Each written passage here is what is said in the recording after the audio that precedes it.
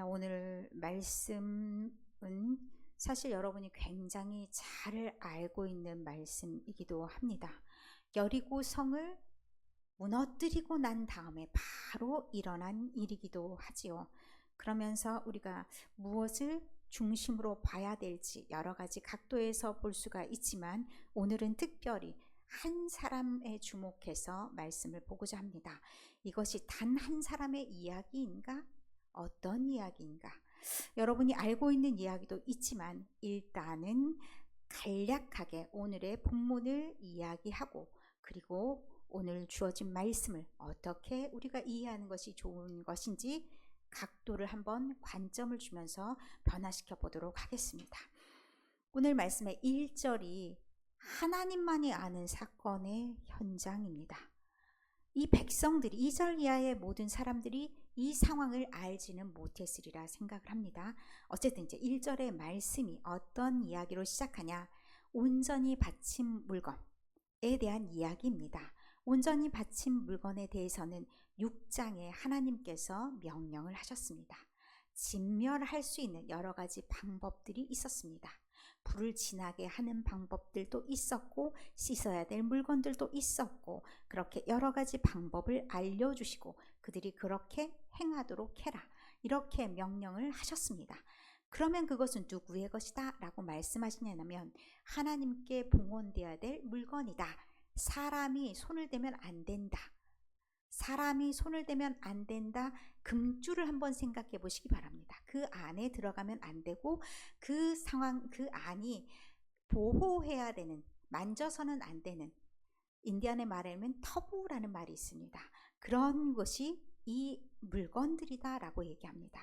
그러면 하나님께서 금하신 것이 있었다라는 것을 1절에 얘기합니다. 그러면 이 2절의 이하의 모든 내용들은 그 관점을 보고서 이해할 수 있다는 얘기입니다. 여호와의 진노가 있었는데 사람들은 여호와께서 지금 진노하시는 건지 우리에게 어떤 일이 일어났는지 잘 알지 못하는 그런 상황들이 벌어집니다. 2절에 보면 여호수아가 여리고 싸움을 다 마치고 자신들이 다 이겼잖아요. 이번에는 지금 지도 한번 보여주실까요? 어디로 사람들을 보내냐? 아이로 보냅니다. 너무 글씨가 코딱지만 해서 보이실런지 잘 모르겠으나 중간 지점, 중앙 지점에 요 아래가 사해라고 적혀 있는 그 바다입니다. 짠 물. 거기에 옆에 왼쪽 오른쪽에 여리고가 있습니다. 제일 빨간 줄에 거의 밑에쯤에 여리고가 있고 조금 더 나아가서 아이성이 있습니다. 여리고를 물리쳤는데 저 중앙을 차지하기 위해서 다음으로 가야 되는 것이 아이입니다. 그래서 아이로 정탐을 보냅니다. 정탐을 보내서 정탐꾼들이 돌아와서 보고하는 말이 에이 시시해 거기 사람들이 소수밖에 안 살아. 그러니 우리가 2,3,000명만 가면 거뜬히 이깁니다. 이렇게 보고를 합니다. 그러니까 묻지도 따지지도 않고 보낸 사람이 3,000명. 그런데 결과가 어찌 된 건지 도망치게 됩니다. 그러면 전쟁에서 패배했다는 거죠. 그 전쟁에서 처음으로 이제 사망자가 나옵니다. 36명이 사망했다. 3,000명 보내서 36명 죽었다고 이렇게 호들갑이야 라고 생각할 수 있지만 처음으로 실패한 일입니다. 그러면 이들 마음속에는 지금 백성의 마음이 녹아 물같이 되었다라고 5절에 얘기하는데 마음이 어떻게 할 줄을 몰라 흐물음, 중심이 아무것도 없이 사라진 그런 상태를 말합니다. 그러면서 이 상황에 6절 이하의 여호수아가 장로들을 소집합니다. 장로들과 함께 막 교회 앞에서, 여호와의 교회 앞이라는 것은 여호와 앞에서 여호와가 계시는 곳에서 기도하며 나아가는데 어떤 상태로 머리에 티끌을 막 뒤집어 쓰고 저물도록 있었다라는 것은 참담함이 어쩔 수가 없다. 이루 말할 수가 없다. 그러니 하나님 우리 좀 봐주십시오. 우리가 왜 이런 상황에 이런 처지에 처했습니까? 우리 지금 망하게 하시려 하십니까? 하고 탄원하는 그런 내용들이 9절까지 나옵니다. 하나님 이러다가는 하나님의 이름도 끊겨지고 우리도 모든 사람 가운데 끊겨진다. 그럼 우리도 다 죽게 됐다. 이런 상황인데 하나님 지금 어찌하시렵니까? 그러면서 말씀할 때 10절 이하에는 여호와께서 드디어 등장하십니다. 그러면서 이 상황이 어떤 상황인지를 알려주시는 그런 내용입니다. 온전히 바친 물건을 쓱싹한 사람이 있다. 그런데 그 쓱싹한 단어들을 어떻게 가져갔어. 또 다시 도둑질했어. 그리고 속였어. 그리고 물건을 가운데 두었어. 4가지 동사를 통해서 그가 물건을 훔쳤다라는 것을 강하게 말합니다. 절대로 있어서는 안 되는 일들을 속속들이 지금 말하고 있는 그런 느낌입니다. 그러면 이스라엘이 원수들 앞에서 어떻게 되겠는가? 하나님의 명령을 따르지 않았는데 하나님이 그 진멸하지 못한 것들을 대신해서 그들을 진멸하지 않겠는가? 라는 말씀이 12절까지 말씀입니다. 그런데 13절부터 26절까지 말씀은 어떤 내용이냐면 이제 심판하는 재판의 상황이 등장을 합니다. 그러면서 유예 상태가 13절부터 15절까지 있습니다. 사실 들을 기가 있었으면 이 사건의 진범이 깨닫고 돌아설 수 있는 기회는 있었다는 얘기입니다. 13절에 보면 하나님께서 내일 준비해라. 내일 거룩하게 너희가 나와라. 여호와께 바칠 물건이 너희 앞에 있으니 너희가 누가 그 진범인지를 확인하는 절차를 진행할 것이다. 13절부터 15절 그 말씀이 그 가운데 있고 16절부터 본격적으로 내일 그날이 당도해서 그 심판의 현장이 진행이 됩니다. 그렇다면 오늘 말씀을 이제 우리가 이 말씀을 어떤 각도에서 어떻게 읽는 것이 좋을 것인지를 한번 생각해 보도록 하겠습니다. 지도를 펼친 이유가 있습니다. 자, 지금 아이성이라는 저 위치, 여리고라는 저 위치에서 보면 이제 가나안에 들어간 시작입니다. 시작 초입부터 어떤 마음으로 어떻게 나아가야 될지를 단돌이 하지 않으면 이후의 상황은 걷잡을 수 없게 되는 것입니다. 그래서 이들의 상황들을 다시 한번 검토할 수 있는 시간들을 줬다라고 볼 수가 있습니다. 이들이 지금 승승장구한 상황입니다. 여리고까지 지금까지 지내왔던 모든 것들은 승승장구의 현장이었다 볼 수 있습니다. 이것을 말씀으로 비춰보건대 여호수아 2장 9절 10절의 말씀에 보면 이들이 경험했던 것이 아니라 이들의 조상들이 경험했던 일들입니다. 출애굽 1세대한테 무슨 일이 있었냐? 그러면 출애굽 2세대는 이 이야기들을 들었겠죠. 홍해물을 가르게 하신 하나님, 그 하나님께서 우리는 살리시고 애굽 사람들은 따라왔다가 다 죽었어. 이거 하나가 있었습니다. 그 다음에 이제 또 어떤 일이 있었냐? 가나안 땅에 들어왔을 때 아모리 사람 시온과 옥에게 행한 일, 이게 무슨 일이냐면 민수기에 보면 이 사람들에게 길을 갈 수 있도록 부탁을 합니다. 아무것도 건드리지 않을 테니 우리가 잘 지나갈 수 있도록 해줘라. 그런데 지나가게 했습니까? 아닙니다. 오히려 전쟁을 하겠다고 이스라엘 백성들에게 칼을 들고 왔습니다. 그랬을 때 이 상황에서 이들이 전쟁할 상황은 아니었지 않습니까? 누가 이 모든 상황을 물리치게 해주셨냐? 하나님께서. 가나안 저쪽까지 있었던 일들 총 마무리가 저기에 들어가 있습니다. 그때까지 하나님께서 도우셨다. 그러면 하나님이 여태까지 도우셨는데 오늘 우리에게 베푸실 일들을 생각하지 않겠습니까? 그런데 까먹었습니다. 그리고 승승장구한 그 기세로 모든 일이 다 이루어질 줄만 알았습니다. 이때 그들과 달리 또 이 세대에 경험했던 일들을 한번 생각해 보겠습니다. 여호수아 5장 1절입니다. 여호수아 5장 1절의 말씀에 보니 이들이 요단강을 건넌 이야기가 있습니다. 자, 요단 강물을 여호와께서 말리셨다라는 것이 4장에 나옵니다. 그리고 레위 지파가 가운데 떡선이 어떻게 됐냐? 물이 샥 기둥을 이루었다, 이런 내용이 등장을 하죠. 그러면 이들의 삶의 실전에서도 어떤 일이 일어났냐? 하나님께서 이루신 것들을 경험하는, 하나님의 능력을 경험하는 일이 있었습니다. 뿐만 아니라 6장 20절 말씀을 보겠습니다. 6장 20절에 보면 여리고 성이 무너진 이야기가 있습니다.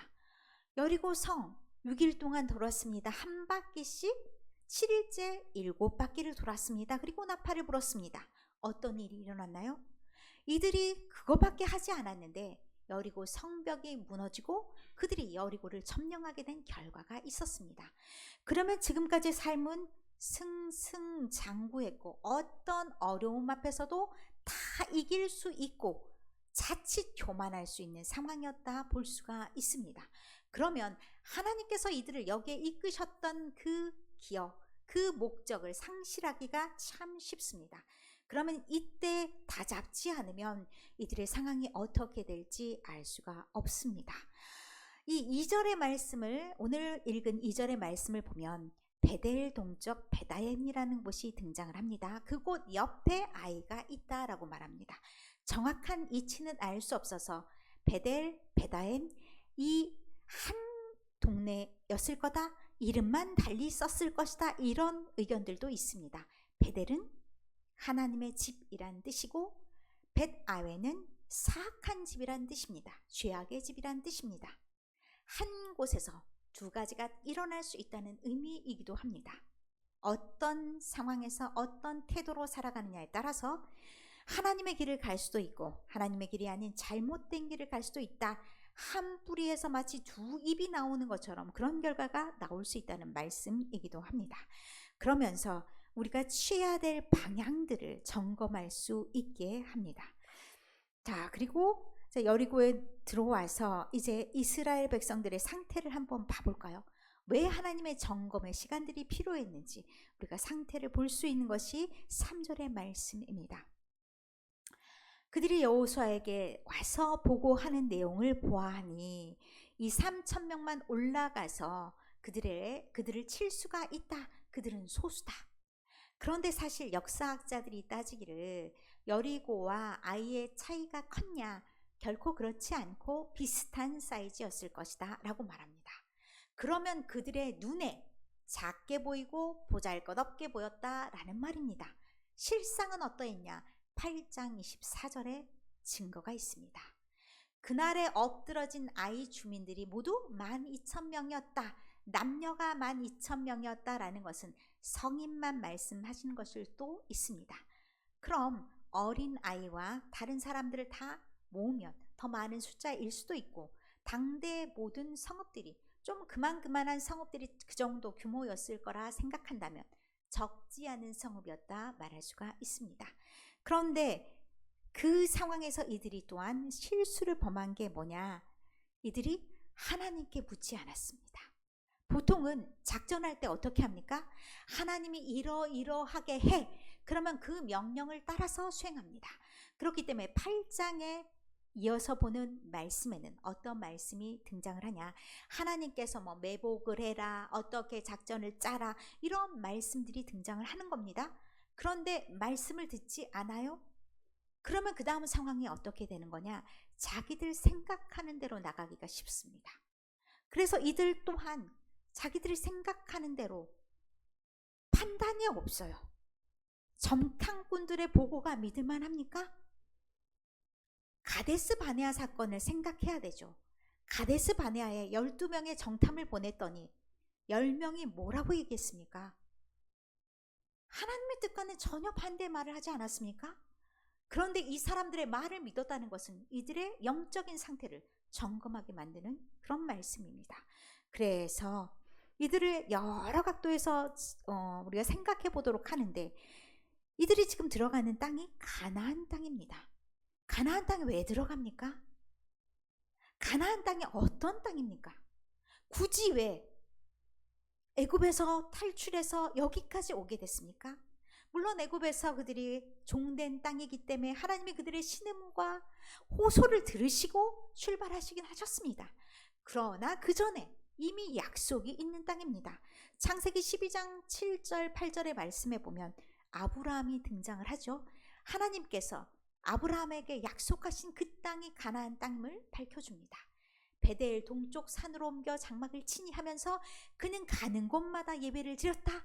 하나님과의 관계가 신실했다. 그것을 밝혀주는 말씀인데, 그 가나안 땅을 하나님께서 아브라함에게 약속해줬다라는 것이 증거가 여기에 있습니다.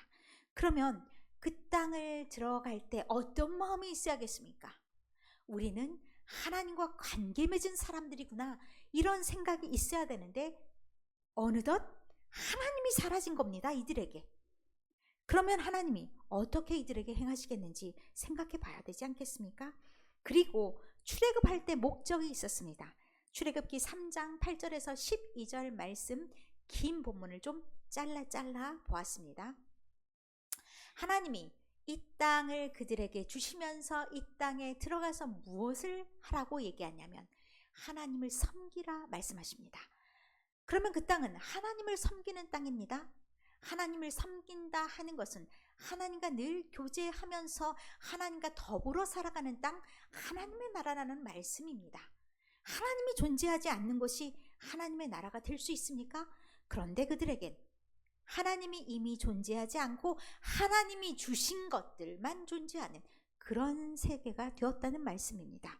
그렇기 때문에 그들에게 하나님의 경고장이 날라온 겁니다. 하나님이 그들이 깨닫게 하기 위해서 그들을 실패를 주셨습니다. 그들의 삶 속에 실패의 경험을 주셨습니다. 그래서 6장 이하에 어떤 일들이 등장하냐, 이들이 이제 비탈, 스바림이라는 비탈에서 내려가면서 마음이 물같이 됐다라고 얘기하는데 36명이 죽음을 맞이했습니다. 그들의 잘못이라기보다는 모두의 잘못이겠죠. 그들 중에는 삽디의 자손 아간이 들어갑니다.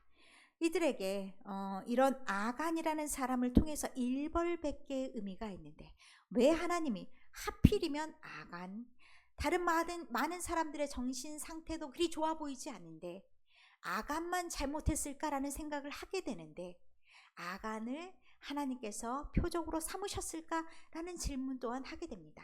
우리가 흔히 이 말씀을 아간 한 사람의 죄악으로 인해서 라고 볼 수도 있는데, 어찌 보면 한 사람 한 사람이 잘못해서 큰 하나를 이룬다 라고 생각할 수도 있다는 말씀입니다.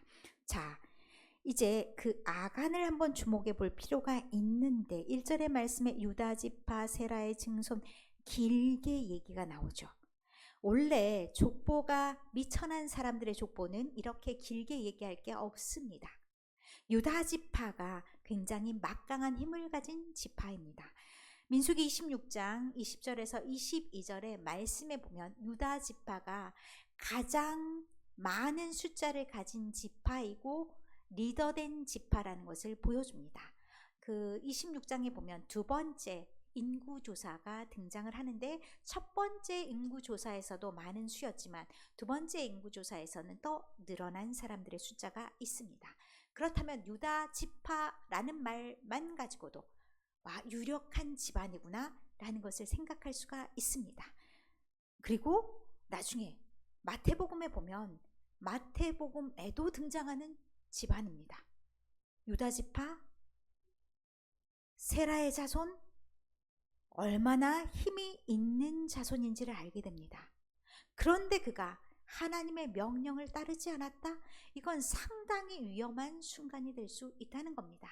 왜냐하면 그가 그렇게 잘못한 것이 많은 사람들에게 영향을 줄 수 있습니다. 우리의 각각 한 사람 한 사람이 영향을 줄 수 있는데, 더더군다나 집안이 좋아요, 하인들도 많아요, 가족도 많아요. 그러면 그의 행동이 모든 사람들에게 영향을 줄 수 있다는 것을 말씀하고 있는 겁니다. 온전히 바친 물건, 더더군다나 하나님이 손대지 말라고 하는 물건을 손댔다는 것은 어마어마한 일입니다. 그가 훔친 물건의 목록이 21절에 나와 있습니다.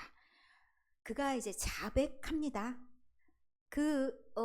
회개할 수 있는 모든 시간을 놓치고 나중에 제비뽑기에 당첨돼서 어쩔 수 없이 실토하게 되는 상황이 나오는데, 21절에 시날산의 아름다운 외투 한 벌 얼마짜리인지 모르겠습니다. 그러나 바벨론산입니다. 바벨론산, 우리가 지금 뭐 말했을 때 굉장히 그 입고 싶은 그런 신상들 있죠. 누가 주로 입는다 하는 옷들, 뭐 무슨 메스 이런 것 있잖아요. 몇백만 원, 몇천만 원 하는 옷들, 그런 옷들일 수도 있어요. 그러나 신할산의 아름다운 외투 한 벌과 은 200세겔. 은은요 값이 별로 비싸지 않기 때문에 은 200세겔이라는 것은 그렇게 큰 뭐 영향은 없을지 몰라요. 금 50세겔, 금은 궤 정도 되는데, 그래서 몇 돈일까 막 이런 것도 생각해 봤는데 15.2돈이라고 해요. 그러면 이제 값어치가 한 800만 원 정도 되더라고요. 총 합산 가격을 매겨 보면 얼마만큼 될까? 뭐 적게는 1,000만 원, 아주 외투가 비싸다 2천만 원, 뭐 이 정도 될 수 있을 겁니다. 그러나 그가 가진 재산을 한번 생각해 볼까요? 24절에 보면 그가 소들도 있고 나귀들도 있고 양들도 있고 이런 족보 있는 집안의 사람답게 재산이 좀 많아요. 여러분이 생각하는 나귀쯤 이렇게 생각하시면 곤란하고요. 최고급 자동차 이렇게 생각하시면 됩니다. 최고급 자동차 몇 억 가죠. 누가 탄 자동차 막 5억, 7억 이렇게 얘기하던데 그런 자동차쯤 가지고 있는 재산이 많은 사람입니다. 그런데 그가 눈에 보이는 것에 현혹이 돼서 하나님이 금하신 것들을 탐하게 됐다. 여러분 생각나는 말씀이 없습니까? 그가 당할 화가 명백해지지 않겠습니까? 한 사람으로 말미암아 죄가 세상에 들어왔다. 물론 이 사람으로 말미암아 죄가 세상에 들어온 건 아닌데 명확한 건 죄의 싹은 사망이다. 이 말씀은 명백합니다. 그런데 그로 인해서 그만 죽는 것이 아니다라는 것이 더욱 큰 문제입니다. 그렇기 때문에 그만 벌한 것이 아니라는 얘기입니다. 이것을 통해서 모든 사람들에게 경각심을 주시는 겁니다. 고린도전서 5장 6절의 말씀입니다. 너희가 자랑하는 것이 옳지 아니하도다. 뭐 잘못해도 하나님이 우리를 용서해 줄 수 있어, 괜찮아, 이렇게 생각하는 고린도 교회 교인들을 향해서 하시는 말씀입니다. 적은 누룩, 눈에 보이지 않을 만큼 적은 누룩이 들어갔다고 괜찮아가 아니다. 그것이 나중에 어마어마한 효과를 나타내지 않냐, 어마어마하게 큰 부풀리는 효과가 있지 않냐. 그러니 이 작은 일들을 작다라고 생각하면 안 된다. 많은 사람들의 일 중에 하나라고 생각해서 덮여지는 일이라고 생각해서는 안 된다. 사람들은 눈에 보이지 않아서 모른다 할 수 있을지 모르나 하나님은 알고 계시지 않았습니까? 하나님을 믿는다 하는 사람들이 하나님의 눈을 속이고서 하나님 눈 앞에서 행하는 일들이 없는 것처럼 판단하는 것은 정말 착각이다 라는 말씀을 하고 있는 겁니다. 그러면서 우리가 또 한 가지 생각해야 될 지점이 있습니다. 하나님이 우리를 택하여 거룩한 백성 삼아 주시고 가나안 땅에서 살게 하셨다. 그러면 하나님의 백성이 살아가는 곳 어느 곳이나 어떤 현장이나 무엇이 되어야 된다라고 말씀하시냐면 거룩한 하나님의 성품을 본받아야 된다라고 말씀하십니다. 레위기 19장 2절의 말씀입니다. 한 목소리로 다 읽겠습니다. 너는 이스라엘 자손의 온 회중에게 이르라. 너희는 거룩하라. 이는 나 여호와 너희 하나님이 거룩함이니라. 아멘. 오늘 말씀을 특별히 사순절 첫날 주신 의미가 있다라고 생각합니다. 우리는 하나님의 은혜를 기억하면서 감사하면서 그 은혜 안에 머무는 것은 좋아하면서 한편으로 하나님께서 우리에게 부여하신 의무는 다 하고 있는지를 생각해 볼 필요가 있다는 겁니다. 사순절은 우리를 돌아보는 절기이기도 합니다. 예수 그리스도께서 우리가 너무나 추악해서 어찌할 수 없는 죄인임에도 불구하고 우리의 죄를 속해 주신 그 은혜가 우리에게 있습니다. 그런데 전에 우리가 가지고 있는 죄악들을 한번 생각해 볼 필요가 있다는 겁니다. 그리고 우리가 살아가는 모든 곳에서 우리는 하나님의 성품을 닮아가고 있는지를 점검할 필요가 있다는 얘기이기도 합니다. 나는 어떠한가? 나는 이대로 괜찮은가? 내가 있는 곳은 괜찮은가? 나 때문에 오염되지는 않는가? 하나님이 굳이 이 한 사람을 통해서 모두를 벌하신 이유가 있습니다. 이 한 사람만의 문제가 아니기 때문입니다. 하나님이 원하시는 것은 하나님을 믿는 모든 사람들이 하나님의 성품을 닮아가기를 원하고 하나님의 다스리심을 받기를 원하십니다. 그럼 우리 또한 하나님의 성품이 있어야 되지 않겠습니까? 그리고 우리가 있는 곳 어디서나 그 하나님의 성품으로 인해서 하나님의 존재가 드러나지 않아야 하겠습니까? 그렇다면 우리는 오늘 우리가 무엇을 해야겠습니까? 우리의 가정에서 하나님의 거룩함을 나로 인해 보여야 합니다. 그리고 우리가 함께하는 이웃들에게도 나로 인해서 하나님의 거룩함을 보여야 합니다. 우리 교회는 어떠합니까? 거룩한 사람들의 집단이 아닙니까? 나로 인해서, 각각의 나로 인해서, 하나님의 존귀한 나로 인해서 하나님의 거룩함이 더해지는 공간이 돼야 되지 않겠습니까? 그런 사순절, 우리가 우리를 돌아보면서 이래도 괜찮은가? 내가 혹여 고쳐져야 될 부분들은 없는가? 나로 인해서 하나님의 영광이